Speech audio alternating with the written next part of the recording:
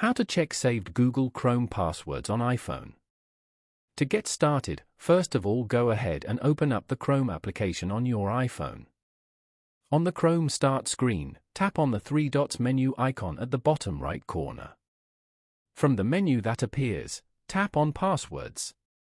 If your iPhone asks for authentication, confirm with Face ID or your passcode to continue.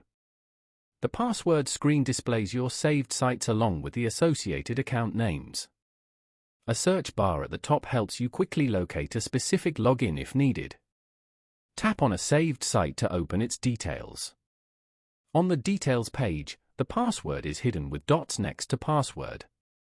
Tap on the eye icon to reveal the saved password. Authenticate again if prompted to show the characters clearly. Review the username and password information on this screen. When you are finished, tap on the back arrow to return to the list of passwords. You can repeat these steps to check any other saved logins in your list. Finally, close Settings to return to the main Chrome screen. Following these steps, you can easily check saved Google Chrome passwords on iPhone.